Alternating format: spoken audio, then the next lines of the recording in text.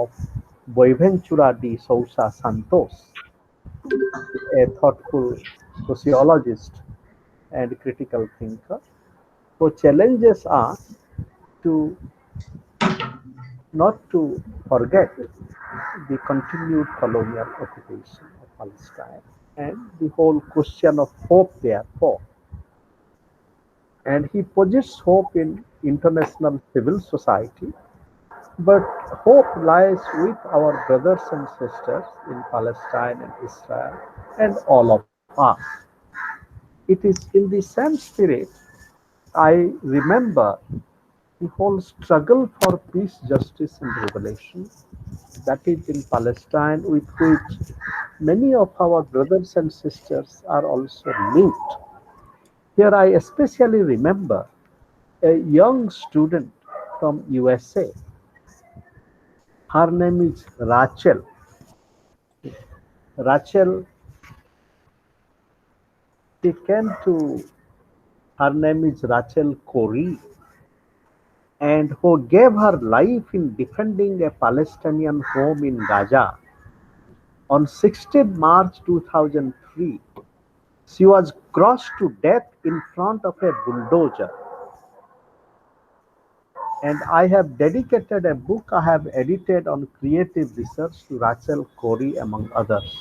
And I write, although I never knew her personally, Rachel's life is as significant to many as the life of Antigone, Jesus, or Gandhi, who are able to sacrifice themselves to protect the lives and dignity of the vulnerable. Her email to her family days before her death is heart-touching. She writes, when that explosive detonated yesterday, it broke all the windows in the family's house. I was in the process of being served tea and playing with two small babies. I am having a hard time right now. Just feel sick to my stomach a lot, being dotted on all the time very sweetly by people who are facing doom. And this is again a reality.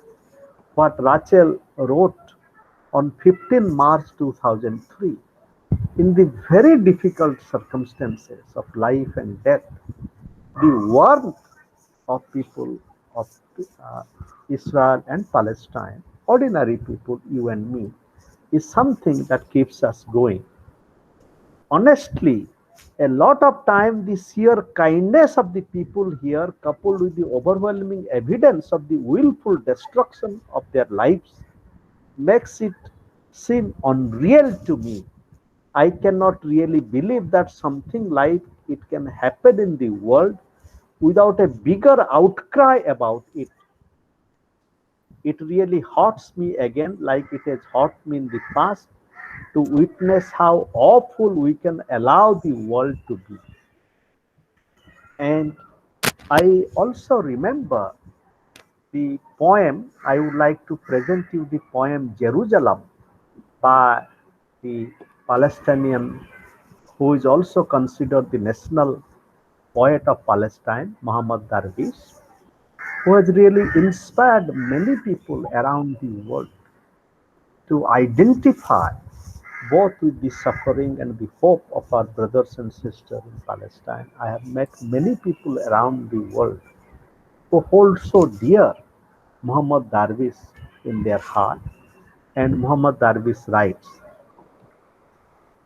in Jerusalem, and I mean within the ancient walls, I walk from one epoch to another without a memory to guide me. The prophets over there are sharing the history of the holy, ascending to heaven and returning less discouraged and melancholy, because love and peace are holy and are coming to town. So therefore this line let us underline, love and peace are holy and are coming to town. I was walking down a slope and thinking to myself, how do the narrators disagree over what light said about a stone? Is it from a dimly lit stone that wars flare up? I walk in my sleep I stare in my sleep. I see no one behind me. I see no one ahead of me. All this light is for me. I walk. I become lighter. I fly. Then I become another, transfigured. Words sprout like grass from Isaiah's messenger mouth. If you did not believe, you would not be safe. I walked as if I were another, and my wound a white biblical rose, and my hands like two doves on the cross hovering and carrying the ark. I do not walk, I fly, I become another, transfigured, no place and no time. So who am I? I am no number one in Essentious presence, but I think to myself alone. The Prophet Muhammad spoke classical Arabic. And then what? Then what? A woman soldier shouted, "Is that you again? Didn't I kill you?" I said, "You killed me, and I forgot like you to die." So, in this poem, Muhammad Darwish is really challenging us to realize even if we are being killed, we forget to die. So, with that sense of resoluteness to live, to live with dignity, justice, liberation, and peace and security for all, both brothers and sisters of children of Palestine and Israel. So we, in our Swadhyaya Sahachakra circle, and Randhir would briefly again introduce you, dear Mazin, to our humble co-learning journey. And so welcome you, Mazin. So Randhir, you can kindly uh, uh, tell only a few lines about our Sahachakra and Mazin, and then we request Mazin to Yes. speak, please. Uh, Thank you so much. Thank you so much, sir. Thank you and welcome, Professor Mazin Qumsiyeh. And we are so happy to welcome you. And Mazin is uh, Professor Mazin is raising awareness about the situation in Palestine. It's a matter of great honor and privilege to welcome him. So far as the introduction of Swadhyay Sahachakra is concerned, Swadhyay Sahachakra co-learning circle of self and mutual studies. It is an initiative of studying and learning together self, culture, societies, and the world. Friends associated with this are eager to work and mediate with the new horizons of thinking and new movements of social and cultural change at work in our contemporary world. We study seekers such as Sri Aurobindo, Mahatma Gandhi, Chittaranjan Das, a seeker and creative thinker from Orissa, and many others from around the world. We also present our own writings and reflect upon our creativity together. We also invite seekers from different fields of life to share with us their lives, visions, sadhana, and struggle for creating a world of beauty, dignity, and dialogue. We meet every Sunday and sometimes on Wednesday. Now we are nurturing this dialogue in collaboration with the School of Humanities and Social Sciences of Raffles University and Rage Global Foundation, USA. Sir, welcome to you. Kindly give your talk. Thank you very much, everybody. And before I tell you a bit about what is going on here in Palestine, I do want to show you this gentleman here. This guy's name is Kavi. Originally born in India, lived 12 years in what became Bangladesh at some point, 12 years in India, 12 years in Bangladesh, 12 years in the United Arab Emirates, and then the rest of his life shuttling between London and Palestine. And actually, the last 4 or 5 years of his life, he spent more time in Palestine, most of his time in Palestine, because his visa is only 3 months. He would go back to London just to check with his doctor, check on his daughters who lived in London. This gentleman basically dedicated his life to Palestine. He also built a school in Bangladesh.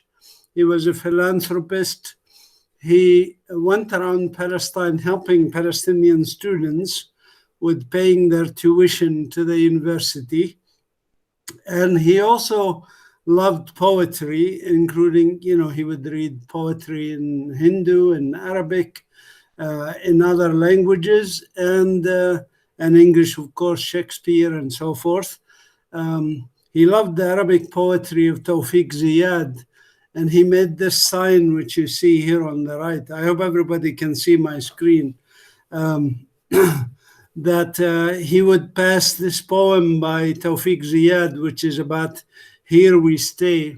He passed it to a number of educational institutions here. And on the picture on the left, sorry, but it's fuzzy, he's actually with the wife of Tawfiq Ziyad, who also died many years ago. But here, he and I, and my wife, and Tawfiq Ziyad's wife, and Rana Bishara, who's a Palestinian, also poet and artist. The reason I show you this picture of him is because you mentioned, I pulled out the pictures actually, but because you mentioned Rachel Corrie, I want to say that there's a lot of good people doing great work around the world. Kavi wanted to die in Palestine when he knew he had cancer and it was terminal. He would just come here and spend all his time with us. He lived with us. And he died here, wanted to be buried here. And we buried him indeed here in a martyr cemetery, because we consider people who die in a good cause outside of their country to be martyrs. So he was a very, very close friend of mine. And I am always amazed at the goodness of people from all nations, all countries who come do good work in Palestine or with needy people, not just in Palestine, but everywhere in the world. Now, to go to the issue I want to discuss. The reason I had, and I'm not going to be very coherent because to be honest, I didn't sleep last night. We had major problems here, which we can talk about. A friend of mine named Nizar Banat was dragged at 3:30 in the morning 4 days ago, and he was taken by the Palestinian security services, and 2 hours later he was dead from beatings in Palestinian security services.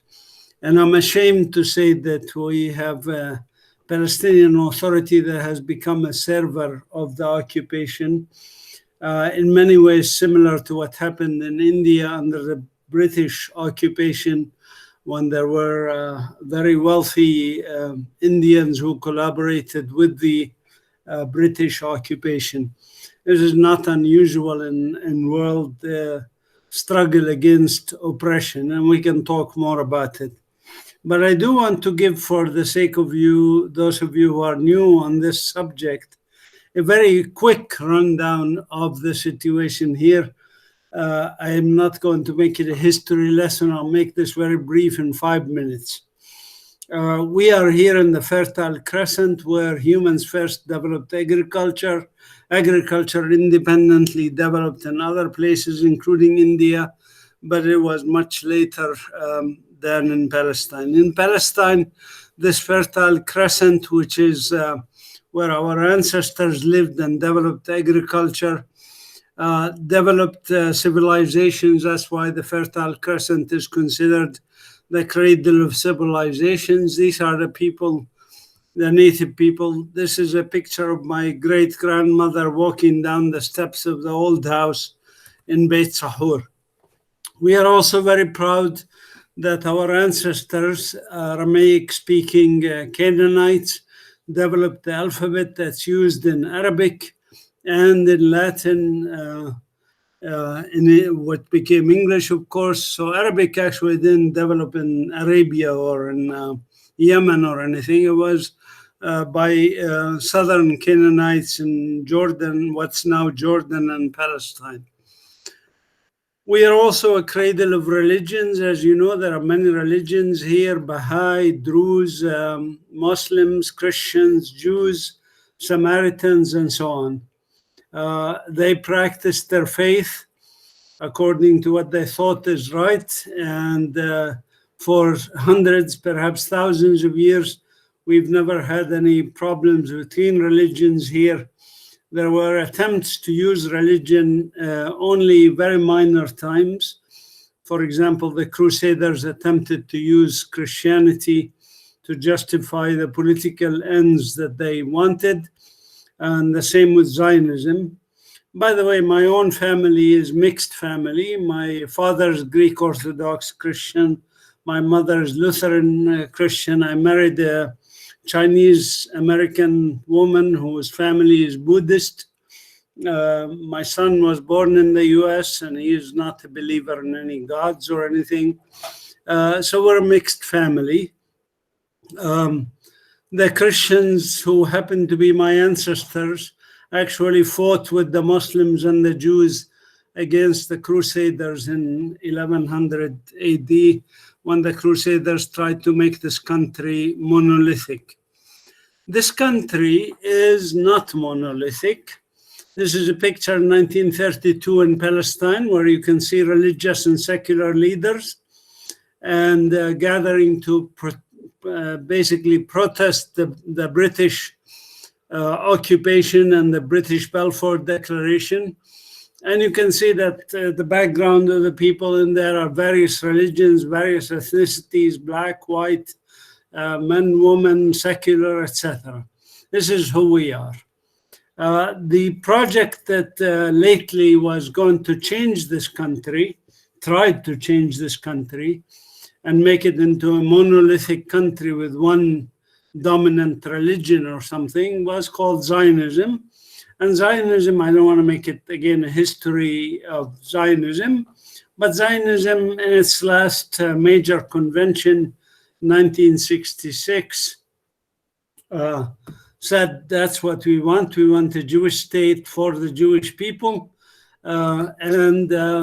This can only be done, of course, if we remove the native people, because Jewish migration alone would not be enough to make a Jewish state. So we had to remove the native people, regardless of their religion.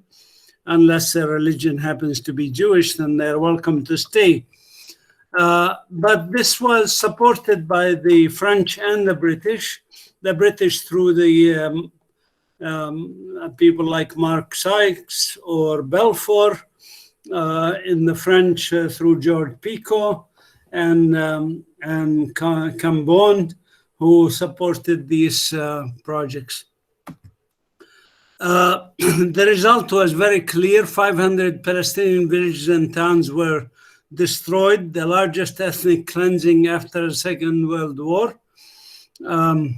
Today, 7.5 million of our 13 million Palestinian population is refugees or displaced people. And Palestine continues to shrink, if you want, as time goes by, in the same way that the US, North America, when the Europeans, quote unquote, discovered it, ended up with Native Americans shrinking into smaller and smaller enclaves, or what happened in South Africa under apartheid, where the blacks were relegated to about 11.5% of the land. In our case, we are relegated to only 8.3% of the land so far, and that continues to shrink. This is what they call settler colonialism. And I don't want to, I mean, you guys are very familiar with this pattern of settler colonialism. The ideas of where it's going is either one of those three scenarios, either the Algerian model, where 1.5, some say 3 million Algerians were killed, and 1 million French moved back to Europe, or genocide model as happened in the US and Australia, or a coexistence model as happened in all the rest of the world, including South Africa, Southeast Asia, Latin America, and so forth. The situation here, of course, is horrible, and I don't want to spend too much time on the symptoms. If you look around Jerusalem, for example, you heard about the problems around Jerusalem. All the blue areas are Jewish settlements. West Jerusalem was made all Jewish in 1948. All the Palestinians were removed from West Jerusalem. And Israel occupied East Jerusalem and the West Bank in 1967 and established those blue Jewish settlements that you see on Palestinian land stolen in 1967. And so Bethlehem is where I'm speaking to you from. There is a settlement just to the north of us, actually several settlements to the north of us, settlements to the south west of us, and settlements to the southeast of us in Bethlehem. And there is increasing attempts to remove the remaining Palestinians, for example, from the old city of Jerusalem or from the neighborhoods around Jerusalem, like Sheikh Jarrah or Silwan or other places. We can talk about other symptoms of this, like the use of prohibited weapons like white phosphorus that was used on civilian areas of Gaza, or the bombing with massive bombs in civilian areas that happen regularly. Most recently, actually, just a month ago, as you know, in Gaza, which resulted in the killing of 283 Palestinians, 67 of them children, who were killed on a span of 11 days only. Destruction of infrastructure. This is the bombings, even streets like this.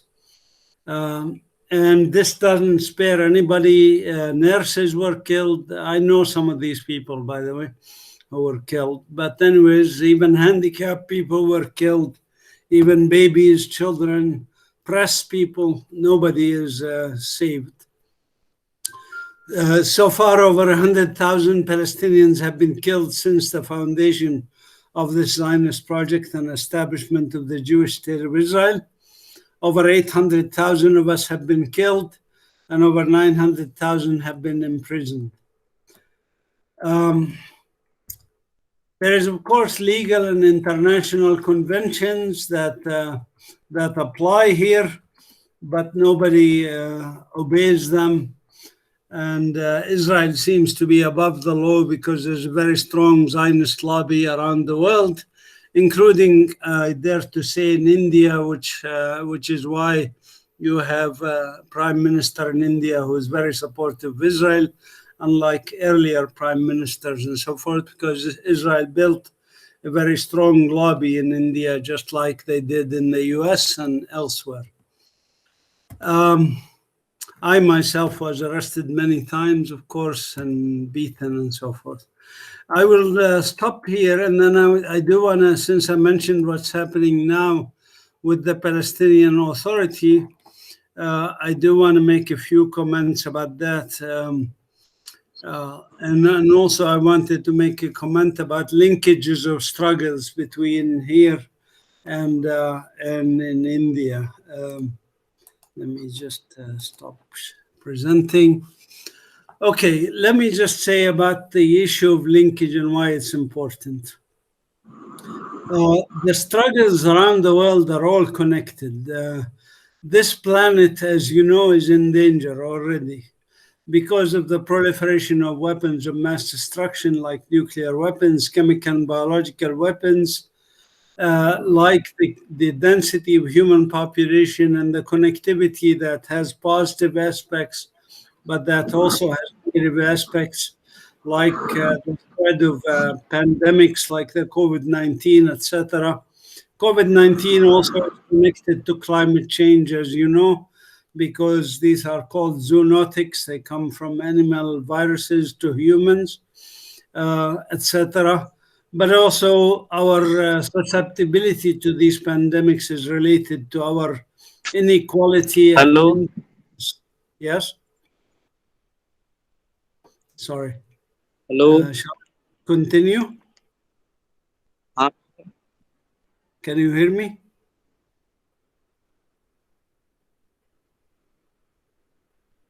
Okay. Does anybody hear me? Or shall I continue?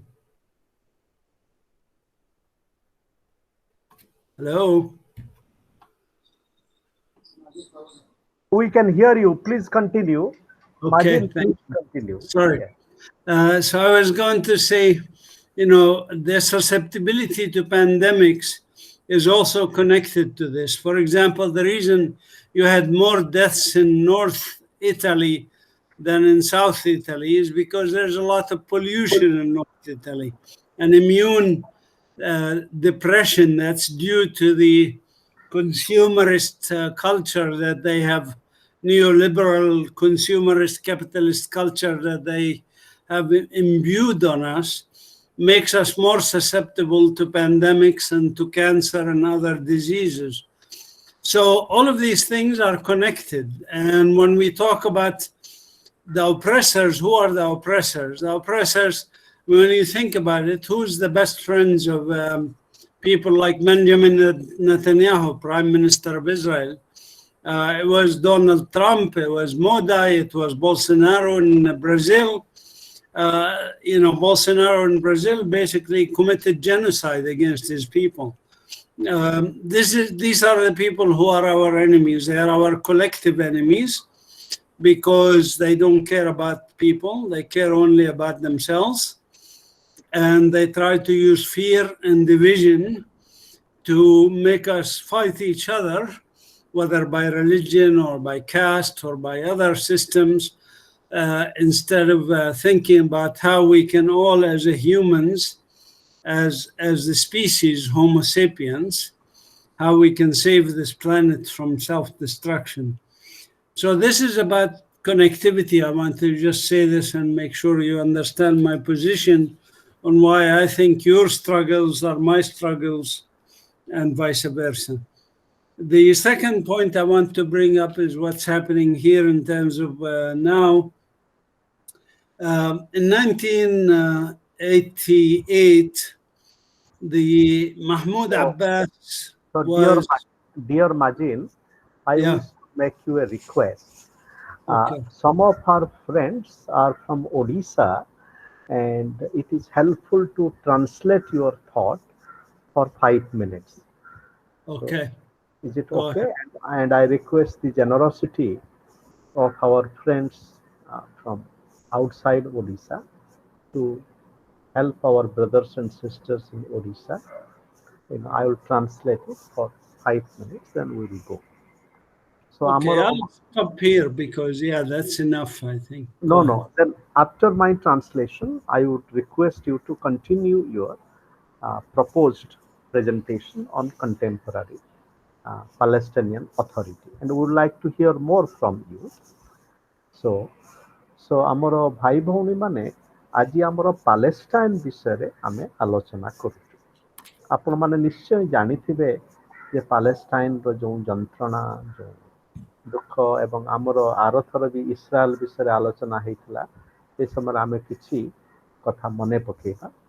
ଆମର ଭାଇ ମାଜିନ୍, ଯିଏ ବେଥେଲହାମ୍ ୟୁନିଭର୍ସିଟିରେ କାମ କରନ୍ତି, ମୁଁ ଯେତେବେଳେ ମୋର ପ୍ରେଜେଣ୍ଟେସନରେ ମୁଁ କହୁଥିଲି ଯେ ସାମ୍ପ୍ରତିକ ପାଲେଷ୍ଟାଇନରେ ଯେଉଁ ଯନ୍ତ୍ରଣା ଆଉ ଇସ୍ରାଏଲର ଯେଉଁ ଅକୁପେସନ୍ ଏବଂ ଯେଉଁ ପ୍ରକାର ନିରୀହ ଲୋକମାନଙ୍କର ଦୁଃଖ, ଯନ୍ତ୍ରଣା ଏବଂ ହତ୍ୟା, ତାକୁ ପ୍ରତିବାଦ କରି ଅନେକ ଲୋକ ଆସୁଛନ୍ତି। ତା ଭିତରେ ରାଚେଲ୍ କୋରି ବୋଲେ ଜଣେ ୟଙ୍ଗ ଯୁବ ଛାତ୍ରୀ ଜଣେ ଥିଲେ ଆମେରିକାର। ସେ ଯେଉଁ କଲେଜରେ ପଢ଼ୁଥିଲେ କିଛି ବର୍ଷ ତଳେ, 2017 ମସିହାରେ ସେ କଲେଜକୁ ମୁଁ ଯାଇଛି। ୱାସିଂଟନ୍ ଷ୍ଟେଟ୍, ସେଇଟା ସିଆଟେଲ୍ ପାଖରେ। ଏବଂ ତାଙ୍କ ନାମ ରାଚେଲ କରି ସେ ଗାଜାରେ ଗୋଟେ ପରିବାର ସହିତ ରହି ସେଠି ଯେତେବେଳେ ବୁଲଡୋଜର ଆସୁଥିଲା ସେ ପରିବାରକୁ ତାଙ୍କ ଘର ଭାଙ୍ଗିବାକୁ ସେ ବୁଲଡୋଜର ଆଗରେ ତାର ପ୍ରତିବାଦ କଲେ ଏବଂ ବୁଲଡୋଜରଟା ସେଠି ନ ରହିକି ତା ଉପରେ ଚଢ଼ିଗଲା ଏବଂ ଏଇ ତେଜଦୀପ୍ତ ପ୍ରାଣଟି ସେଠି ମାନେ ସେଠି ଶୂନ୍ୟ ହେଇଯାଇଥିଲା, ଦଳି ଚକଟି ତାର ଜୀବନ ନାଶ ହେଇଥିଲା। ଏଇ କଥା ଶୁଣି ମାଜିନ୍, ଆଉ ତାପରେ ବି ମୁଁ ଆମର ପାଲେଷ୍ଟାଇନର ଯେଉଁ ନ୍ୟାସନାଲ ପଏଟ୍ ମହମ୍ମଦ ଦାରୱିଶ ତାଙ୍କର ଜେରୁଜାଲମ ସମ୍ପର୍କରେ ଗୋଟେ କବିତା ଉପସ୍ଥାପନା କଲି। ଏଥିରେ ସେ ଶେଷ ଲାଇନଟା ହେଉଛି, ତାଙ୍କୁ ଜଣେ ପଚାରୁଛନ୍ତି, ଜଣେ ଇସ୍ରାଏଲି ଓମେନ୍, ଆରେ ତମେ କେମିତି ଏଠି ଆସିଲ, ମୁଁ ତ ତମକୁ ମାରି ଦେଇଥିଲି। ସେଇଠୁ ସେ କହୁଛନ୍ତି, ହଁ ଠିକ ଅଛି, ତମେ ସିନା ମତେ ମାରି ଦେଇଥିଲ କିନ୍ତୁ ମୁଁ ଭୁଲି ଯାଇଛି ମରିବାକୁ। ତେଣୁ ଏଇ କବିତାର ଅର୍ଥ ବୁଝନ୍ତୁ, ସବୁ ପ୍ରକାର ମରଣ ସତ୍ତ୍ୱେ ଆମେ ଭୁଲି ଯାଉଛୁ ମରିବାକୁ, ମାନେ ମରି ଯାଉଥିଲା ବେଳେ ବି ଆମେ ଭୁଲି ଯାଉଛୁ ମରିବାକୁ। ଏଇଟା ହିଁ ହେଉଛି ଯେଉଁ ମୁକ୍ତି ପାଇଁ ଯେଉଁ ସତତ ସାଧନା ଏବଂ ସଂଗ୍ରାମ। ଏଇ କଥା ଶୁଣି ମାଜିନ୍ କହିଲେ ଯେ କବି ବୋଲି ଜଣେ ବ୍ୟକ୍ତି ଥିଲେ, ତାଙ୍କ ଘର ବାଂଲାଦେଶରେ, ସିଏ ଆସିକି ପାଲେଷ୍ଟାଇନରେ ଅନେକ କାମ କରିଛନ୍ତି, ସେଠି ସ୍କୁଲଟିଏ ସ୍ଥାପନା କରିଛନ୍ତି। ଆଉ ସିଏ କହିଲେ ଯେ ତାଙ୍କର ବି ସେମିତି ଗୋଟେ ଇଚ୍ଛା ଥିଲା ଯେ ସେ ପାଲେଷ୍ଟାଇନରେ ହିଁ ସେଇ ଭୂମିରେ ତାଙ୍କର ମର ଶରୀର ଲୋଟିଯିବ।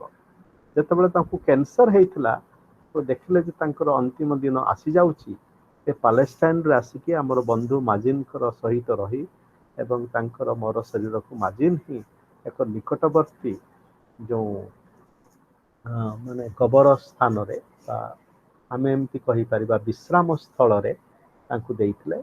ସେ ବିଶ୍ରାମ ସ୍ଥଳର ନାମ ହେଉଛି ମାର୍ଟିର୍ସ, ମାନେ ଶହୀଦ ମାନଙ୍କ ପାଇଁ ଯେଉଁ ବିଶ୍ରାମ।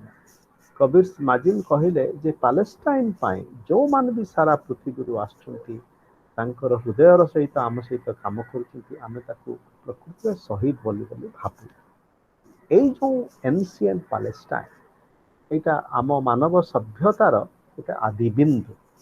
ଆଉ ମାଜିନ୍ କହିଲେ ଯେ ଆମର ଯେଉଁ କୃଷି ସଭ୍ୟତା, ସେ କହିଲେ ଯଦିଓ ଭାରତ ବର୍ଷରେ ଆମ ଓଡ଼ିଶାର କୋରାପୁଟରେ, ଜୟପୁରରେ ସେ ଆଦିମ କୃଷି ଆରମ୍ଭ ହେଇଥିଲା ବୋଲି ଆମର MS ସ୍ୱାମୀନାଥନ ରିସର୍ଚ୍ଚ ଫାଉଣ୍ଡେସନ ତରଫରୁ ଅନେକ କାମ କରାଯାଉଛି। ଏହା ସହିତ ମାଜିନ୍ କହିଲେ ଏଇଥିରୁ ହିଁ କୃଷି ଆରମ୍ଭ ହେଇଥିଲା।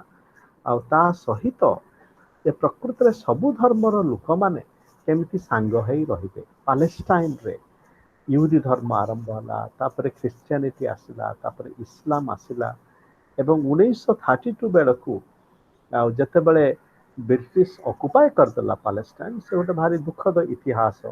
ଫାର୍ଷ୍ଟ ୱାର୍ଲଡ ୱାର, ପ୍ରଥମ ଯୁଦ୍ଧ ପରେ ସେତେବେଳେ ଯେଉଁ ଲୋକମାନେ ମିଳିତ ହେଇ ଆସିଥିଲେ, ସବୁ ଧର୍ମର ଲୋକମାନେ ମିଳିତ ହେଇ ବ୍ରିଟିଶ ଅକୁପେସନକୁ ପରିବାଦ କରିଥିଲେ। ତା ଫଳରେ 1948 ପରେ ଯେତେବେଳେ ଷ୍ଟେଟ୍ ଅଫ୍ ଇସ୍ରାଏଲ ଆରମ୍ଭ ହେଲା, ଜେରୁଜାଲମ, ୱେଷ୍ଟ ଜେରୁଜାଲମକୁ ତାକୁ ବ୍ଲୁ କରିଦେଇକି ସେଟା କେବଳ ୟୁହୁଦୀ ମାନଙ୍କ ପାଇଁ କରାଗଲା। 1967ର ଯେଉଁ ଯୁଦ୍ଧ ପରେ ଇଷ୍ଟ ଜେରୁଜାଲମକୁ ଇସ୍ରାଏଲ ମଧ୍ୟ ଅକୁପାଏ କରିଦେଲା। ସେ ଏଇ ପରିପ୍ରେକ୍ଷୀରେ କହୁଛନ୍ତି ଯେ ପାଲେଷ୍ଟାଇନର ଲୋକମାନଙ୍କର ଯେଉଁ ମୁକ୍ତି ସଂଗ୍ରାମ, ଭାରତର ଲୋକମାନଙ୍କର ଯେଉଁ ମୁକ୍ତି ସଂଗ୍ରାମ, ବିଶେଷ କରି କୋଭିଡ-19 ପରିପ୍ରେକ୍ଷୀରେ, ଯେ ଯେମିତି ବ୍ରାଜିଲର ରାଷ୍ଟ୍ରପତି ବୋଲସୋନାରୋ ସେ ଯେଉଁ କୋଭିଡ-19ର ଯେଉଁ ଭ୍ୟାକ୍ସିନ୍ ଏଗୁଡ଼ା ସବୁ ଆଉ ମାସ୍କ ଏଇ ଯେଉଁ ପ୍ରକାର, ସେଇଟା ଗୋଟେ ନରହତ୍ୟାର କଥାଟି। ଅନେକ ଲୋକ ମରିଗଲେ, ବିଶେଷ କରି ଗରିବ ଲୋକମାନେ। ଆଉ ସେ ଏଇ କ୍ଷେତ୍ରରେ କହୁଛନ୍ତି କୋଭିଡ-19 ଯେଉଁ ଆସିଛି, ସେଇଥିପାଇଁ ଯେଉଁ ପ୍ରକାର ସେଟା ସମସ୍ତଙ୍କୁ ସମାନ ଭାବରେ ପ୍ରଭାବିତ କରିବ। ଆଉ ବିଶେଷ କରି ଯେଉଁମାନେ ଯେଉଁ ଇଣ୍ଡଷ୍ଟ୍ରିଆଲ ପଲ୍ୟୁସନ୍ସ ଭିତରେ ଆମେ ରହୁଛୁ, ଆଉ ଆମର ଯେଉଁ ଦାରିଦ୍ର୍ୟ ଅଧିକ ଅଛି, ଆମର ବଡିର ଇମ୍ୟୁନିଟି କମ୍, ଏଇସବୁ ପରିପ୍ରେକ୍ଷୀରେ ଯେଉଁ ରାଷ୍ଟ୍ର ନେତା ମାନେ ଲୋକମାନଙ୍କ ପାଖରେ ଛିଡ଼ା ନ ହୋଇ କେବଳ ନିଜର ସ୍ୱାର୍ଥ ପାଇଁ କାମ କରୁଛନ୍ତି, ସେମାନେ ହେଉଛନ୍ତି ଆମର ସାମୂହିକ ଶତ୍ରୁ। ତେଣୁ ତାଙ୍କୁ ହିଁ ଆମର ଏଇ ଯେଉଁ ଆମର ସଂଗ୍ରାମଟି କେବଳ ଗୋଟେ ଦେଶ ଭିତରେ ନିର୍ଦ୍ଦିଷ୍ଟ ନୁହେଁ, ଏତିକି କଥା କହିଥିଲେ। So now, Mazin, please. Hello, Mazin. Yes. Please Yeah, I continue. was just going to explain a little bit about in the last 30 years what had happened basically In 1988, the Palestinian leadership was hijacked, if you want, by those who thought that you could have a fourth option other than the three I mentioned for colonial, anti-colonial struggle, and that is a so-called two-state solution. Everybody knew that this was a charade and this was not logical. There has never been in history colonial, anti-colonial struggle that ended in two states dividing the country between the colonizers and the colonized. As I mentioned, there's only three scenarios, and in most countries, it's one country that the colonizers and the colonized end up living in, or at least their descendants. But anyways, for whatever the political pressures on them, in 1988, the Palestinian leadership, Mahmoud Abbas and those around him, pushed for this two-state scenario, which led to the so-called Oslo Accords in 1993 and created what's called the Palestinian Authority. This Palestinian Authority, the vision of some well-meaning people within it was that it would be a temporary phenomenon for 5 years, from 1993 to 1999 or 98, and that after that would lead to some sort of two-state solution. That's from the well-meaning people in the Palestinian camp, if you want.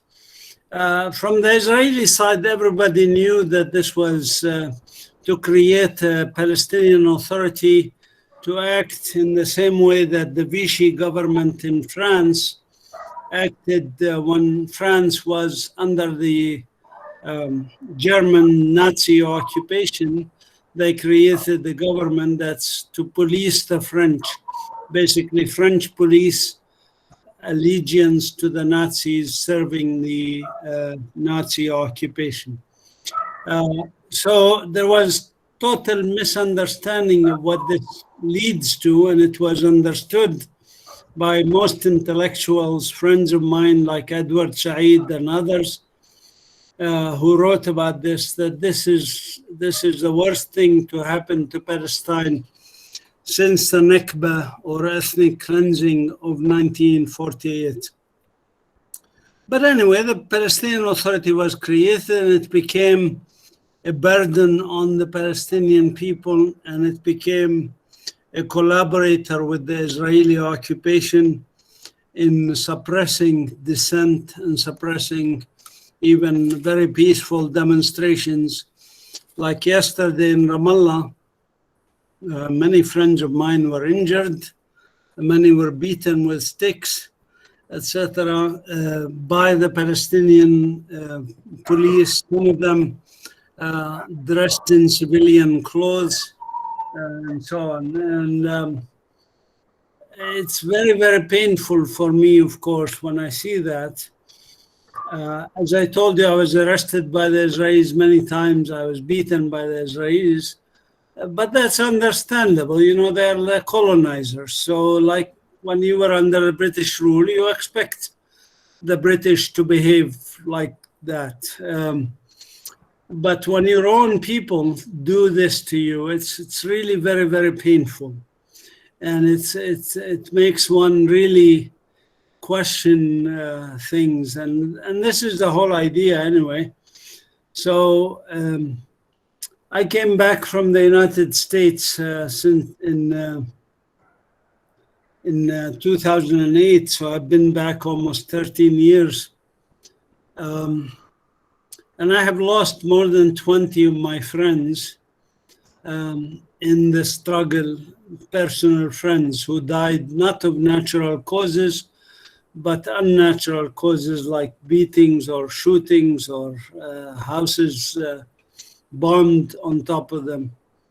And for me, the two that I lost to the Palestinian Authority are the ones that really pain me most. So I just wanted to express this emotion to you because it's really the hardest for us to understand when your own individuals from your own country work with the colonizers or with the oppressors. I'll stop here and maybe you can translate that, and then maybe we can then take discussion about subjects that might interest the audience. Thank you. Shukran, Mazin. ଆଉ ଆମର ଭାଇ ଭଉଣୀ ମାନେ ମାଜିନ୍ କହିଲେ ଯେ ଏଇ ଯୋଉ Palestine ଆଉ ଇସ୍ରାଏଲ ଭିତରେ ଯୋଉ ପିସ୍ ଏକର୍ଡ ହେଲା 1993ରେ ତାକୁ ଅସ୍ଲୋ ଏକର୍ଡ ବୋଲି କୁହାଯାଏ। ତା ଫଳରେ କ'ଣ ହେଲା ଯେ ଗୋଟେ ଆମର ଇସ୍ରାଏଲ ଷ୍ଟେଟ୍ ତ ଥିଲା ଆଉ ପାଲେଷ୍ଟାଇନ ଲୋକମାନଙ୍କୁ ଗଭର୍ଣ୍ଣ କରିବାକୁ ପାଲେଷ୍ଟାଇନିଆନ ଅଥରିଟି ସୃଷ୍ଟି ହେଲା। ପାଲେଷ୍ଟାଇନିଆନ ଅଥରିଟି ଇସ୍ରାଏଲର ସାଙ୍ଗରେ କୋଲାବୋରେଟ୍ କରି ପାଲେଷ୍ଟାଇନ ଲୋକମାନଙ୍କ ଭିତରେ ଯୋଉ ସଂଗ୍ରାମ ଅଛି ତାକୁ ଦବେଇବାକୁ ଚେଷ୍ଟା କଲା। ସେ କହିଲେ ଯେ ଏଇ ଯୋଉ କଥାଟି ଘଟିଲା, ଯଦିଓ ପାଲେଷ୍ଟାଇନ ଭିତରୁ କିଛି ଲୋକ ଭାବିଲେ ଯେ ଏଇ ଯୋଉ ପିସ୍ ଏଗ୍ରିମେଣ୍ଟ ଫଳରେ ପାଲେଷ୍ଟାଇନିଆନ ଅଥରିଟି ହେଲା ଟେମ୍ପୋରାରୀ ଆରେଞ୍ଜମେଣ୍ଟ, ତାପରେ ଦୁଇଟି ରାଷ୍ଟ୍ର ଘଟିବ, ଗୋଟେ ଇସ୍ରାଏଲ ଏବଂ ପାଲେଷ୍ଟାଇନ ମିଳିତ ହବ। କିନ୍ତୁ ଇସ୍ରାଏଲର ଅଧିକାଂଶ ଲୋକ ଧରିନେଲେ ଯେ ପାଲେଷ୍ଟାଇନ ଅଥରିଟି ସେଇଟା କେବଳ ଶାସନ କରିବ ଇସ୍ରାଏଲ ତରଫରୁ, ଏବଂ ଏଇ ଯୋଉ ଦୁଇ ପ୍ରକାର ଅଲଗା ଅଲଗା ଅବଧାରଣା ସେଇଟା ହିଁ ଆଉ ବର୍ତ୍ତମାନର ଯୋଉ ଦୁଃଖ ଯନ୍ତ୍ରଣାର ମୂଳ କାରଣ। କାହିଁକି ଗୋଟେ ତରଫରୁ ଧରିନେଲେ ଯେ କିଛି ଗୋଟେ ଆଲୋକ ସମ୍ଭବ, ଆଉ ଅନ୍ୟମାନେ ଧରିନେଲେ ଯେ ନାହିଁ କିଛି ପରିବର୍ତ୍ତନ ଘଟିବନି। ଯୋଉଟା ଇସ୍ରାଏଲ ଷ୍ଟେଟ୍ ୱେଷ୍ଟ ବେ ଏବଂ ଗାଜାରେ କରିପାରୁନି ସେଇଟା ହିଁ ପାଲେଷ୍ଟାଇନ ଅଥରିଟି କରିବ। ଏଇ ସବୁ ଭିତରେ ସବୁଠାରୁ ବଡ଼ ଦୁଃଖପୂର୍ଣ୍ଣ କଥା ହେଉଛି ଯେ ପାଲେଷ୍ଟାଇନ ଅଥରିଟିର ପୋଲିସ ଏବଂ ତାଙ୍କର ସିକ୍ୟୁରିଟି ଆପାରେଟସ୍ ଅନେକ ପାଲେଷ୍ଟାଇନିଆନ ଲୋକମାନଙ୍କୁ ପିଟି ପିଟି ମାରୁଛନ୍ତି। ଏବଂ ମାଜିନ୍ କହିଲେ ମୁଁ 2008 ମସିହାରେ ଆମେରିକାରୁ ଆସିଲି, ଆଉ ତାପରେ ମୁଁ ଅନେକ ଥର ଜେଲ୍ ଯାଇଛି, ଇସ୍ରାଏଲ ପୋଲିସ ମୋତେ ପିଟିଛି, କିନ୍ତୁ ପାଲେଷ୍ଟାଇନିଆନ ପୋଲିସ ଅଥରିଟି ଯେତେବେଳେ ପାଲେଷ୍ଟାଇନର ସଂଗ୍ରାମୀମାନଙ୍କୁ ପିଟିବ ମାରିବ, ସେଇଟା ହିଁ ଗ୍ରହଣ କରିବା ଭାରି ଦୁଃଖଦାୟକ, ହୃଦୟ ବିଦାରକ। ସେ କହୁଛନ୍ତି ତାଙ୍କର 20 ଜଣ ବ୍ୟକ୍ତିଗତ ବନ୍ଧୁ ଏଇ ଷ୍ଟ୍ରଗଲରେ ସେମାନଙ୍କର ଜୀବନ ହାନି ଘଟିଛି। ଆଉ ତା ଭିତରୁ ସବୁଠାରୁ ବଡ଼ ଦୁଃଖର କଥା ଯେତେବେଳେ ପାଲେଷ୍ଟାଇନିଆନ ପୋଲିସ ହାତରେ ସେମାନଙ୍କର ଜୀବନ ନାଶ ଘଟିଛି। So, dear Mazin, this was a brief translation. Dear all friends, so it is now we would have discussion. We'll have questions and reflections for another 20 minutes or so, and we'll conclude by 6 p.m. So I invite reflections. So to initiate conversation, let me invite Payal, please. Dr. Payal Chattopadhyay Mukherjee. She is a very sensitive scholar and human being, writing on suffering and literature. So Payal, please.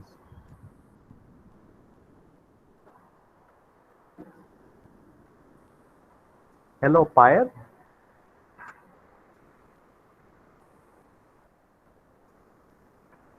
Okay, Payal is coming. So, any of you, would you like to speak? Maybe Randhir, you would initiate the discussion.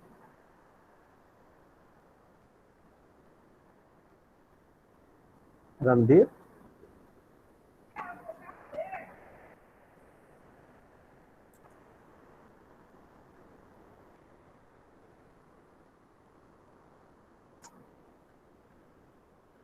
Okay.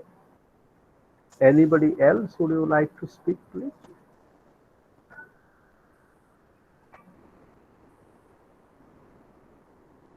Okay, in the meantime,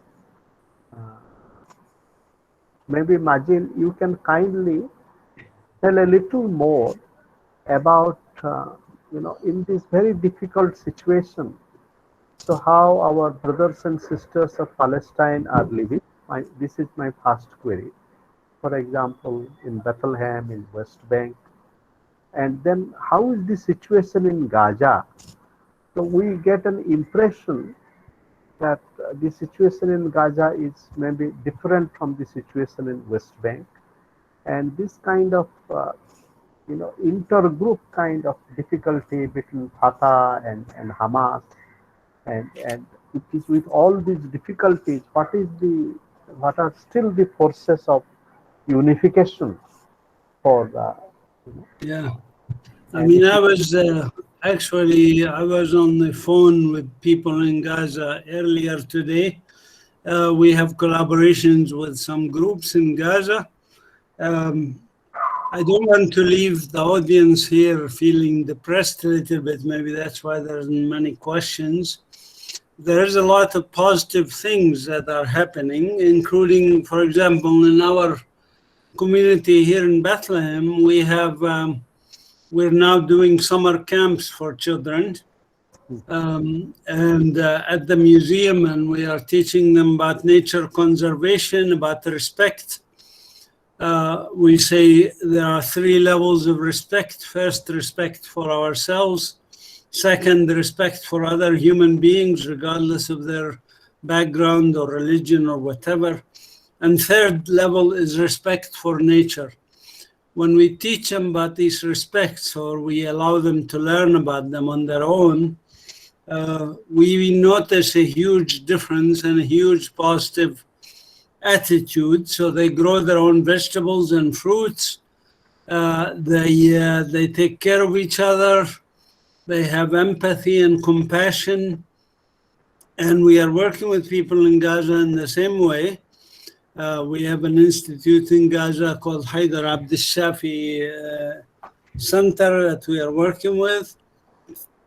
They develop this kind of respect among young people in Gaza. Gaza is actually, despite the destruction in Gaza, 2 million people living under blockade, siege for decades now, and denied basic rights like right to clean water, right to electricity, right to food, right to movement. This is, and yet they show optimism. The young people show optimism. And I'm always impressed by this, and they show innovation.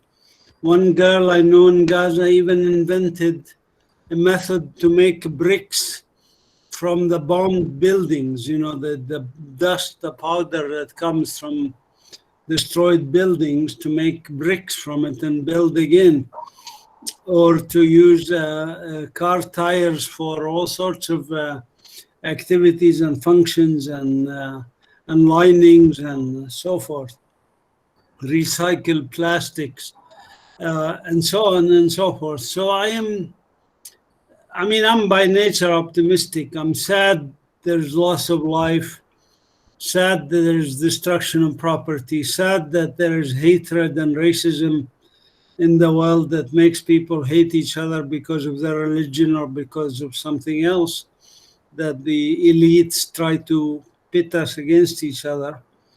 But I am not at all pessimistic. I think we humans can fix this if we work together more. That's all we need. We need just more people. I put my email, by the way, in the chat room. If you want, there's a chat box. You can get my email, and if you want to contact me later, we're happy to stay in touch. But anyway, you can also put your question if you don't want to speak in the chat room, so that we can communicate. So with this lovely, so this people-to-people conversation that you are having with friends in Gaza, now is it possible for you to visit Gaza? No, unfortunately not. I'm not allowed to even visit Jerusalem, which is only 5 kilometers away from where I am. Imagine, I used to be a high school teacher in Jerusalem. Israel prevents me from getting to Jerusalem. Why? Because I'm not Jewish. Any Jew in the world, including anybody who converts to Judaism from any other religion, one of you could convert to Judaism, and could come here, get automatic citizenship, live on stolen Palestinian land, and travel freely anywhere they want to in this country. This is the nature of apartheid, the nature of racism that we are subjected to. Yes. So now we have, thank you. Now I request Minati, please, to share your thought. Minati. I just, I had one query actually. You can open your video, please. Just, Let Mazin have the opportunity to. hello, hello, Hi. Professor Mazin, hello. So Thank I you. just wanted to know whether the humanitarian groups like Red Cross and the other international organizations can interact, or through them any discussion and this suffering can be, it can reduce up to some extent or not, like whether they can interfere in this, they are not access to basic rights. So I wanted to know what is the role of that humanitarian organizations. Thank you. Thanks for the question. Indeed, there's a lot of international organizations like the Red Cross, like the United Nations that are working here in Palestine. And the Red Cross focuses on things like prisoners and so forth. They are not a political organization, of course, and they cannot say anything against colonization. They are strictly to deal with any humanitarian issues. They are very much hindered by the Israeli occupation from doing even that basic and minimal function of humanitarian aid. For example, in Gaza, which is under blockade, the Red Cross and the UN even has difficulty getting the needed equipment, medical equipment, into Gaza because Israel claims that this equipment can be dangerous to its security, if you believe that. But this is typical of colonizers. They don't want people to have healthcare or economy or anything else. That's on the one hand. But on the other hand, Israel wants humanitarian aid to all come through its borders, and it does, because Israel controls all the borders. So they tax this humanitarian aid. And Israel actually gets, there's estimates even from an Israeli economist, that 70% of humanitarian aid that manages to come to the Palestinians, 70% of the money goes to the Israeli economy, goes to Israelis. This is a bizarre phenomena where Israel is actually benefiting economically from Palestinians continuing to be oppressed, continuing to be suffering. Let me here be very clear. We are not a humanitarian situation. We're not a poor country. We are actually a very rich country. Before 1948, most of the citrus in Europe used to come from Palestine. Oranges and lemons and things like that. We are a very, very wealthy country, but we had colonization that stripped the native people of their resources and gave it to the colonizers, basically thieves who took our resources. Now that we have become impoverished intentionally and by a meticulous program, ironically, the Zionists actually profit from our impoverishment because we are a captive economy. So when I was earlier drinking here some water, I have to pay an Israeli company for some of my water because they took our water, prevent us from using our water, even prevent us from digging wells to collect rainwater in most areas of the West Bank. And so they charge us for our own resources, basically. This is the irony of the situation that we live in, which means that this has become the most profitable occupation in human history. When the British occupied India, they benefited from natural resources, but they also had to put a lot of soldiers and police and put a lot of resources to police India, if you want.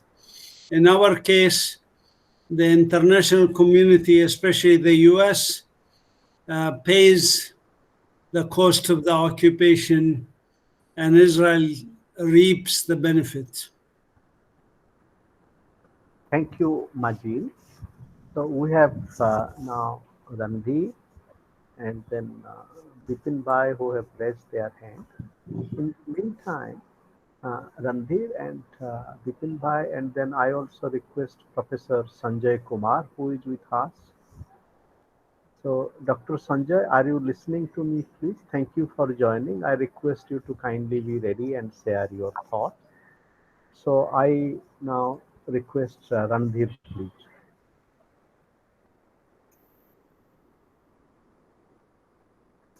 Randhir?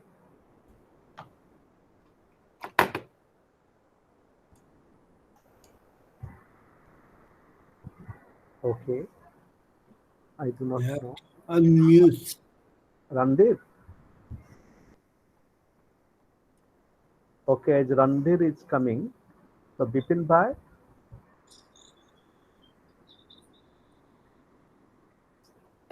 Okay. Bipin Bhai is taking some time. I request Sandhya Appa please to speak. Sandhya Appa. Randhir, by the way, says in the chat, please unmute me. Can you unmute him or? I don't No, know. he has to unmute himself. Okay. Yeah. He will. Hello. Bipin Bhai. Good evening, everybody. In Indian time, I'm just telling good evening. And I want to know, can the both states, Palestine and Israel, be good friends or good neighbors? Because for the development of both states, how it would be possible, how they can live together in hand with joining with hands in many ways. How it would be possible and what are the perspectives for this? I want to know about this. Thank you. Let me, you could ask the same question in apartheid in South Africa. There was no two states in South Africa, even though there was a state called Zululand created by the apartheid regime to put the blacks in it.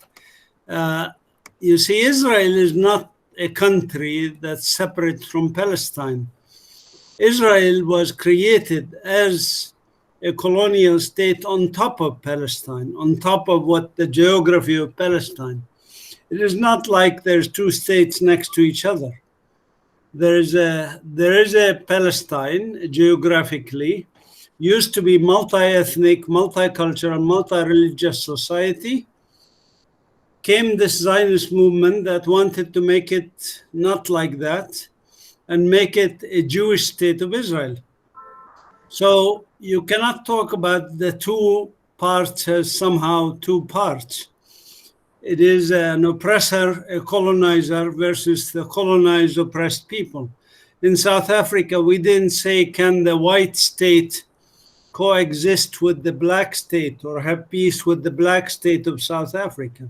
No, we asked in South Africa under apartheid that people have equality. You cannot have whites running the country with this apartheid racist mentality of chosenness, and God sent them there in South Africa to oppress the black people, and that the Zulus and the original inhabitants of the land don't have any rights.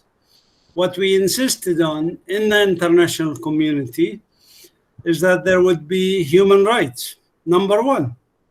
If we don't insist on human rights here, we will never have peace. Period. End of story. Human rights are very clear. There's something called the Universal Declaration of Human Rights. If you want a roadmap to peace, you implement it here. That's all you need to do. Now, as far as individual Israelis, of course, I mentioned that I was arrested a lot of times. More than a dozen times I was arrested. Half the times I was arrested with Israeli Jews who were protesting with me against the colonization, against the apartheid regime of the State of Israel. So we have Israelis that are working for peace and justice, just like we had white people in South Africa who joined the struggle against the apartheid regime, in the same way that there were British in India who called for ending the occupation of India, who worked against it. Minority as they may have been, it's okay, but the same here. The same in South Africa, there was minority of white people who joined the struggle. So I don't want you to think that there's somehow two parties to the struggle. If there are two parties, then it's the party of the oppressor, which is up on top, and the oppressed people, which are down on bottom. These are the two parties. And you can choose which party you want to belong to. Many Israeli Jews choose to be with the oppressed people, and many of them choose to be with the oppressor. So I am optimistic that, as I mentioned, there's only three outcomes for colonial, anti-colonial struggles. Algerian model of kicking them out of the country, which we don't want, no Palestinian wants. A second model is genocide of the native people, which we don't want, like what happened with Aborigines in Australia or Native Americans in the US. The third model is the most common model found everywhere, like Taiwan, like Indonesia, like Malaysia, like South America, Brazil, Argentina, Central America, North America also, like Mexico and Canada, where the descendants of the colonizers and the descendants of the colonized live in one country. There's no fourth option. Please don't think that there's somehow a two-state option. There's no such thing. I mean, I challenge anybody to show me in colonial, anti-colonial struggle where you ended up with dividing the country that was colonized between the native people and the oppressors. It doesn't happen, not because the natives don't want it, it's because it's impossible. I wrote a book about the subject if you want. It's available on my website, which is Qumsiyeh.org. I'll put it on the chat room. You can read and understand why it's impossible to have two states, a so-called Palestine and a so-called Israel, living next to each other. Thank you, Mazin. So now we have some more reflections, and with the blessings of time, I request you to kindly take note of these observations and share your thoughts after 3-4 sharing, so that we have possibility to hear more voices. So now I see the hand of Payal. Thank you. So Payal, please. Payal, Randhir, then after that Sandhya Appa, please get ready, and Shorupa. These 4 people, please get ready. Thank you so much, Professor Giri, for inviting me to this wonderful talk.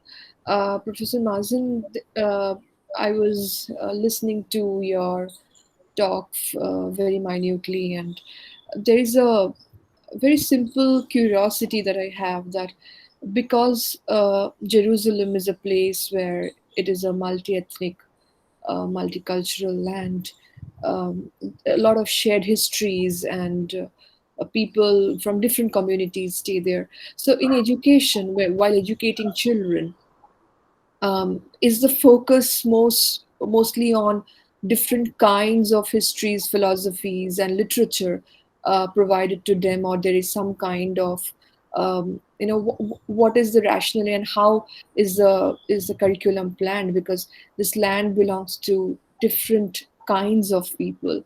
So how are they, or what kind of philosophies are prioritized in education? I was just curious to know more about the intermingling of history, philosophy, and literature in some of the school curriculum for children. Yeah. I Thank mean, you. my Mazin, if you do not mind, you can take 2 to 3 other reflections together. okay, I okay. am grateful to you for this. And Payal, if it is all right, you can put your video on so that our friends can see you for a moment. Yeah, Professor Giri, today actually I'm talking from my phone, so my bandwidth is a bit low. Okay, no Okay. problem. So, okay. And after Payal, Randhir, please. Am I audible? Yes. And you can Yes. also put your video on. Okay. Its network is slow. Just Uh, go on, please. Go on without. yes, yes. So thank you so much, and I'm so happy to have our distinguished speaker, because after Edward Said, I don't find even post-colonial southern theorist who can speak the plight of Palestinians. Isn't Palestinian a modern form of colonialism under the guise of constructed discourses to serve the interest of the colonial power? That is, Israel has a right to defend itself, forgetting the rights of Palestinian to the same right through they do not live in a sovereign country. How do you respond this concern? And how do you see the future of the Palestinian consciousness so far as the sovereign country's notion is concerned? Thank you. Thank you, Randhir. And thanks, Mazin, for kindly waiting for a little more. So now, Sandhya Appa, please. ହଁ hello ସମସ୍ତଙ୍କୁ ମୋର ପ୍ରଣାମ। ମାଜିନଙ୍କ ସହିତ ତ ଆଗରୁ ମୁଁ ଥରେ କଥା ହେଇଥିଲି, ଆଜି ପୁଣି ଥରେ ଭେଟିକି ବହୁତ ଭଲ ଲାଗିଲା। ଆଜି ତାଙ୍କର କହିବା ଭିତରେ ମୋତେ ସେ ଯୋଉ ପାଲେଷ୍ଟାଇନର ମୁକ୍ତି ଆଉ ସେମାନଙ୍କର ଯୋଉ ଆନ୍ଦୋଳନ ବିଷୟରେ କହୁଥିଲେ, ଆଲୋଚନାଟା ବହୁତ ଭଲ ଲାଗିଲା ଆଉ ଧନ୍ୟବାଦ। Okay. Would you like to put your video on? Majin can say hello for a moment. it's okay. Uh, a lot of echo So, noise. Yeah. Hello. Majin, so Sandhya Appa appreciated your talk about the liberation, and it is a joy to meet again. So now I request Sorupa, please. Sorupa.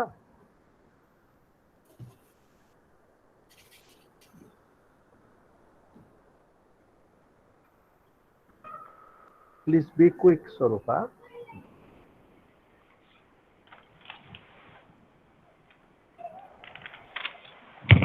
Hello. Hello. Mm-hmm.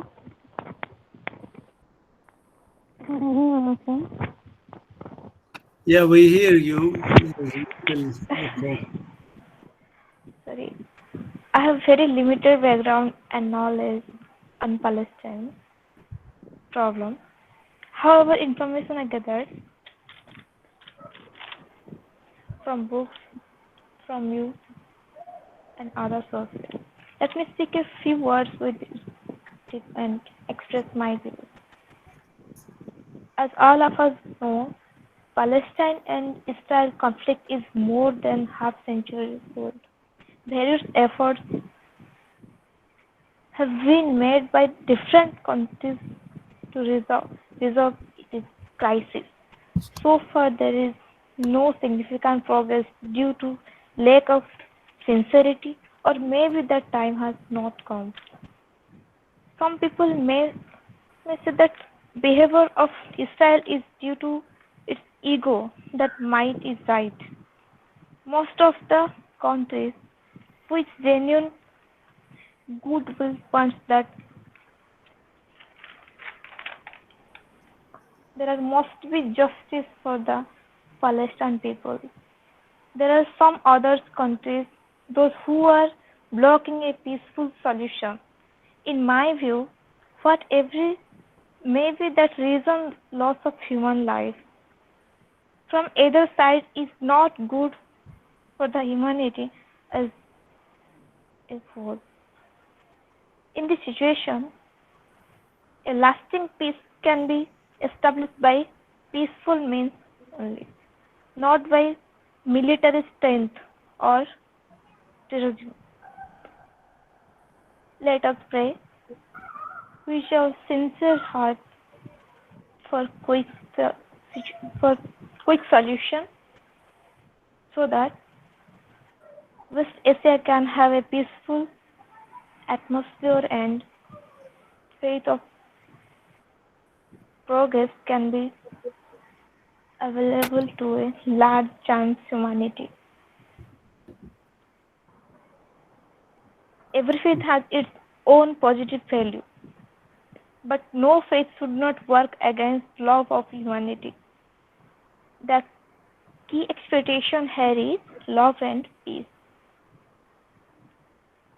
Lastly, let me finish with a quote from Victor Hugo, Ardalia, by Ardalia. No army can withstand the strength of idea whose time has to come. Thank you. Thank you, Swarupa. So now I request Tapu, please. Tapu.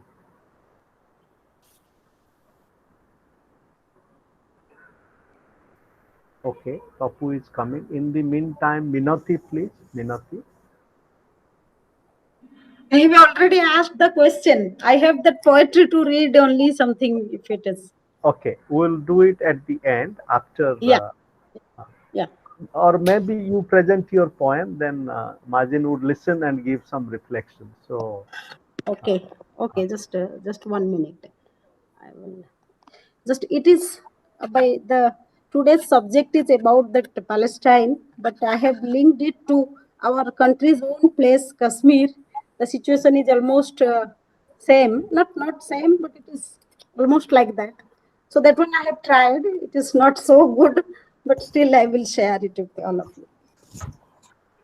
The dream. Poetry is the dream. The dream of being another. Actually, I have taken the inspiration, the title being another from the Palestinian poet Muhammad Darwish. His one poetry, being another, I liked so much. So I just try to incorporate that word in my poetry. So the poetry title is The Dream. The dream of being another, to be born in the heaven on earth, in the moonlit night where pines take a bath, floating cicaras dressed up as a bride, with haya, modesty, in the eyes to hide.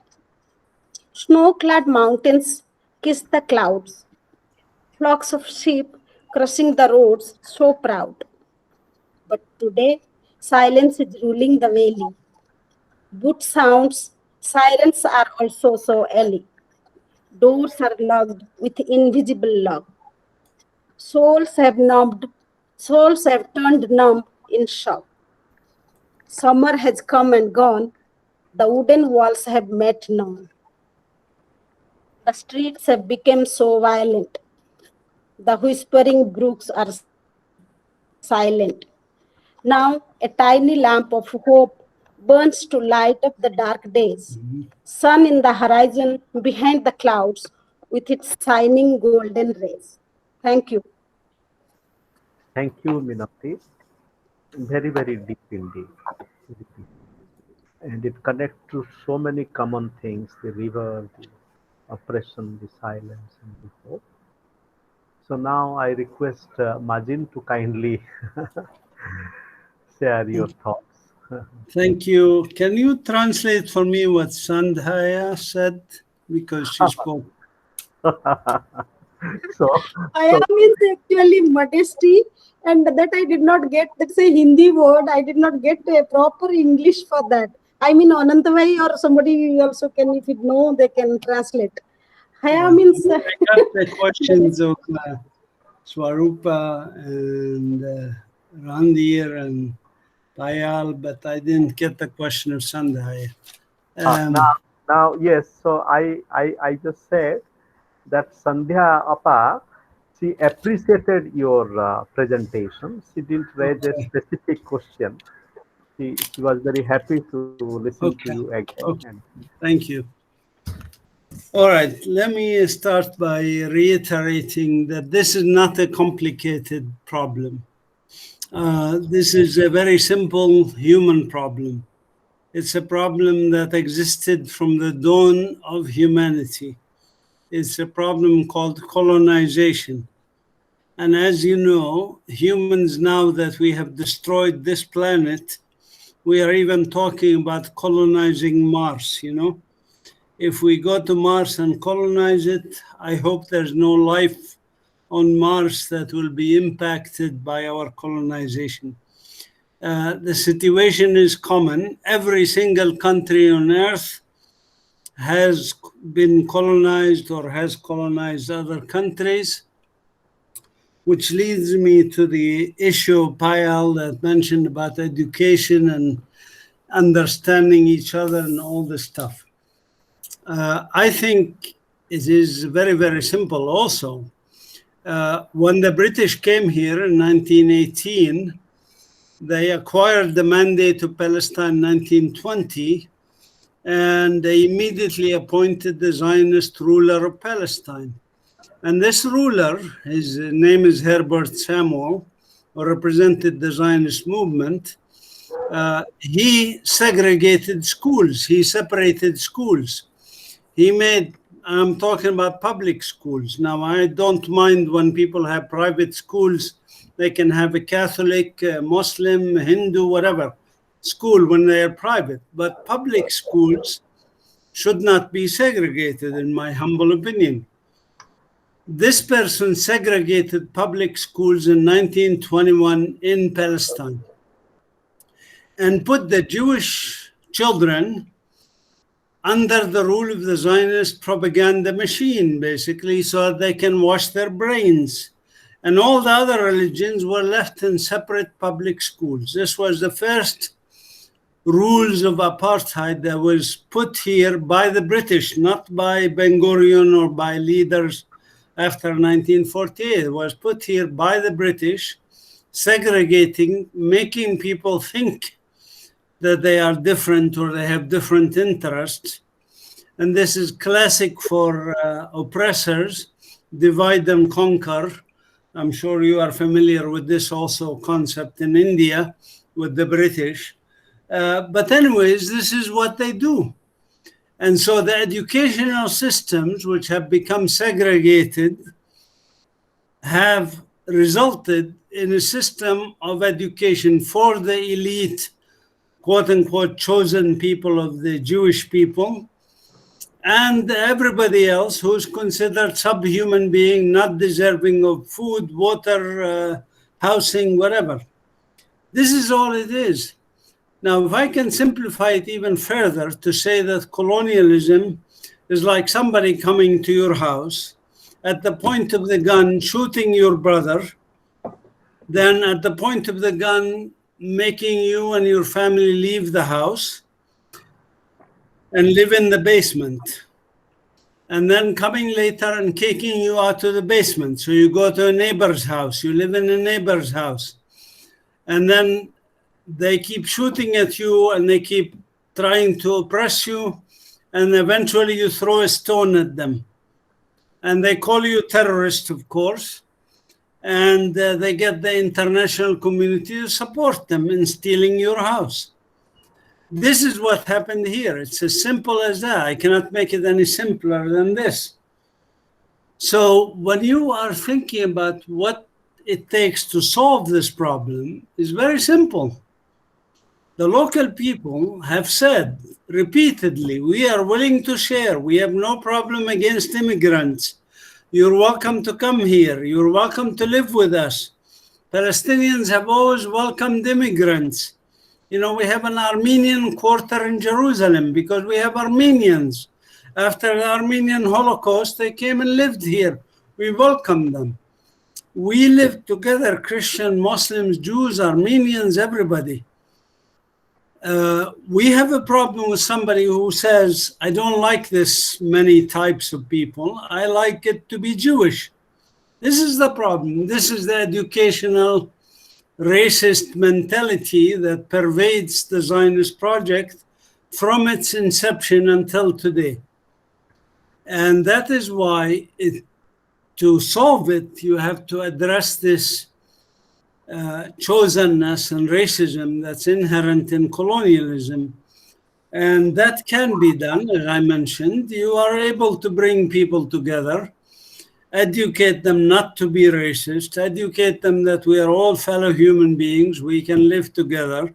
My grandfather's best friend in school was Jewish at the time of the Ottoman Empire.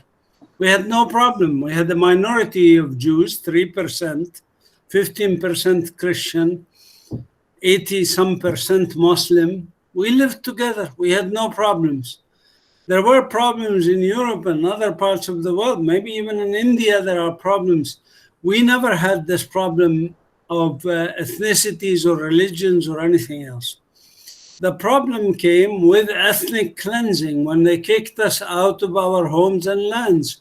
I mentioned 7.5 million Palestinians are refugees or displaced people.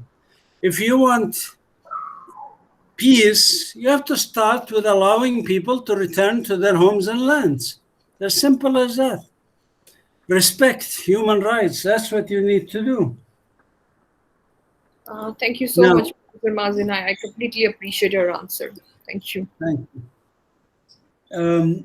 With regards to the issue of sovereignty and Randhir, what you mentioned, and Edward Said and the intellectual situation, I am very proud that there are very, very smart people around the world who think in terms of human rights and anti-colonial struggle. And I can start with my idol, of course, Mahatma Gandhi.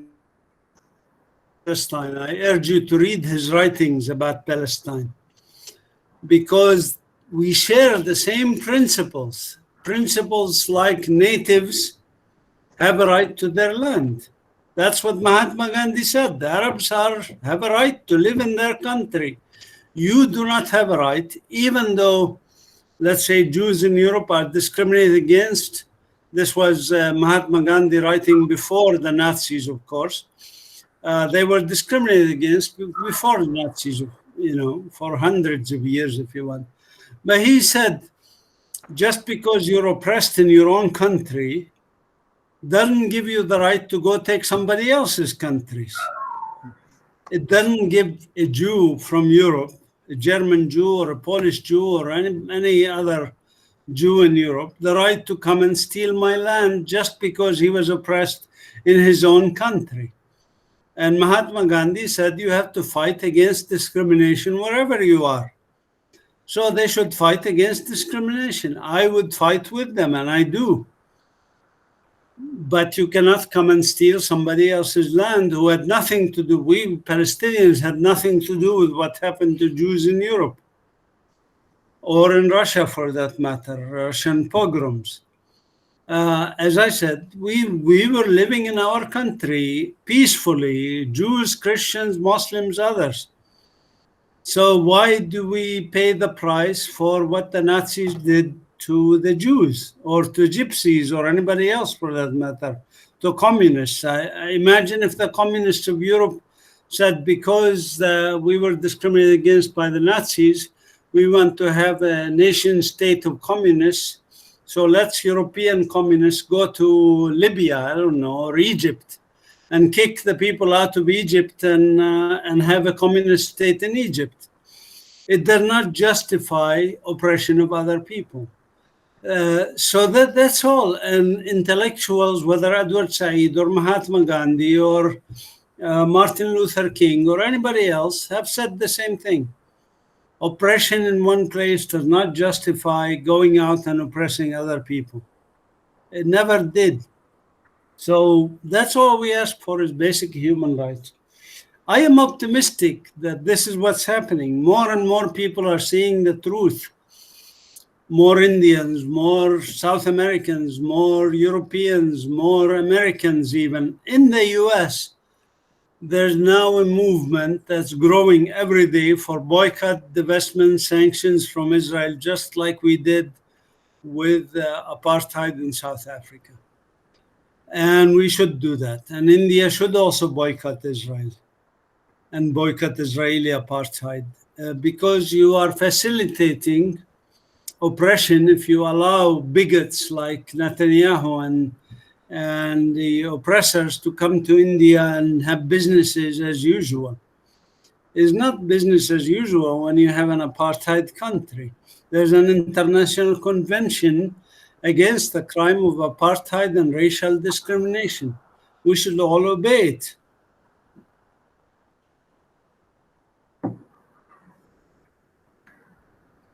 Thank you, Mazin. I think you touched the important queries.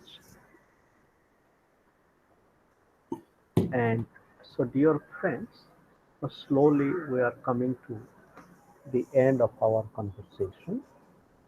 And now I request Dr. Tiwari to kindly, briefly present the vote of thanks.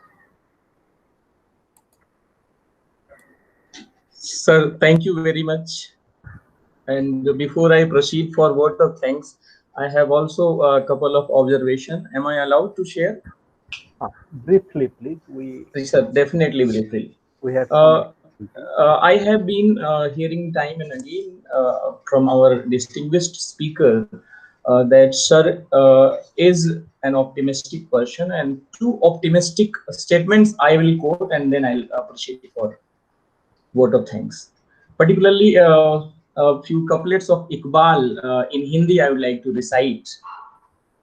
Iqbal in one of his Indian existential poem, he says, यूनान मिस्र रोमा सब मिट गए जहां से अब तक मगर है बाकी नामो निशा हमारा कुछ बात है कि हस्ती मिटती नहीं हमारी कुछ बात है कि हस्ती मिटती नहीं हमारी सदियों रहा है दुश्मन दौरे जहां हमारा.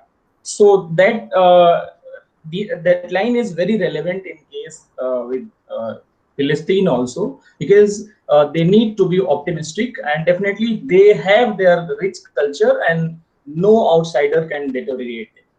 And again to just share one optimistic line by P.V. Shelley in one of his ode named Ode to the West Wind. And P.V. Shelley says, if winter comes, can spring be far behind? Our life is a pendulum between a smile and tear. So this is an appeal to all my dear friends from Palestine. Then they should be as optimistic as P.V. Shelley was while composing those poems, that if there are bad days in your life because of some political, personal, social grudges between Palestine and Israel, but definitely it has to go. As winter comes, it is followed by spring. So your bad days will definitely go. After some time, definitely a peaceful talk is required. The solution of all kind of conflict is solution. War is not an ultimate solution. So this has been my observation, and definitely as I have been asked by sir to propose a vote of thanks. So namaste everybody present here. I am Dr. Devendra K. Tiwari, Assistant Professor of English at Raffles University, Neemrana. It's my honor and privilege to extend a vote of thanks on this August moment. I would like to thank Mr. Randhir Gautam, Head of School of Humanities and Social Sciences, Raffles University, the convener of this dialogue, and Professor Kumar Giri sir, Professor at Madras Institute of Development Studies, the moderator of today's dialogue, for giving me this opportunity to extend my vote of thanks. Now, on behalf of School of Humanities and Social Sciences, Raffles University, Neemrana, Rajasthan, India, Raise Global Foundation, USA, Vishwanidham Center for Asian Blossoming, I would like to thank our chief guest and speaker of the day, Professor Mazin B. Qumsiyeh, Director of Palestine Institute of Biodiversity and Sustainability, PIBS, who graced us with his benign presence and his deep insight on the topic contemporary Palestine and the struggle for justice, peace, and dignity and liberation. We are grateful to our chief patron, revered Dr. Justice Minavi Gomar ma'am, for being the source of inspiration and motivation for organizing such kind of activities. I must extend my vote of thanks to Deepika Dave, the CEO of Raise Global Foundation USA, for being the source of inspiration and motivation.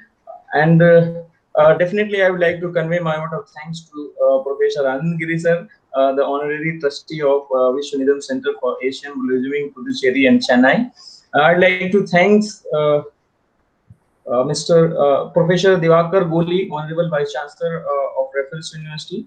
Last but not the least, I would like to thank the convener of this event, Mr. Randhir Gautam, and moderator Professor Anand Giri sir, for initiation and execution in a very effective way. It was full of information, and definitely I hope all the esteemed audience would have got themselves updated with the contemporary Palestine, and definitely that was a very fruitful talk. Finally, thanks a lot once again to everybody. I wish you all a very happy time. Goodbye. Take care. Thank you. And again, it's a joy to conclude, to be able to meet again. So Mazin was referring to, among others, Martin Luther King Jr. So maybe we all can sing this line from Martin Luther King Jr. We shall overcome. So, so we'll all sing together. We shall overcome. Overcome. We shall overcome. We shall overcome Once day. Oh, deep in my heart, I I believe we we shall overcome overcome. one day. We shall Thank live you. in peace. We shall We live. shall live in peace. We We shall shall live in peace. someday. Someday Oh, deep in my In my heart, heart, we believe believe. we shall overcome one day. And finally, we are not afraid. We are not afraid. Pray, We are not not afraid. afraid. We are not afraid Afraid. to say, oh, deep in my heart, My heart. we shall overcome someday. we are not afraid to One day. say. And finally, we shall overcome. We shall We overcome. will overcome. Shall overcome Come one someday. day. Oh, deep in my In heart, my we do believe we shall overcome. one day. So, Majin, a warm welcome. We would like to have you again, and Thank you, my friend. our God humble bless. love Thanks. and solidarity with our brothers and sisters of My Palestine. email is in the chat. If anybody wants to reach out, we can stay in touch. And I invite you to come visit Palestine. Hopefully, after this COVID-19 pandemic is over, we have place for volunteers, room and board provided. So come stay with us. Lovely. Okay. And write some poems. Yeah. Take care. Bye. Okay, bye. Lovely. Bye. Thank you. Thanks. Bye.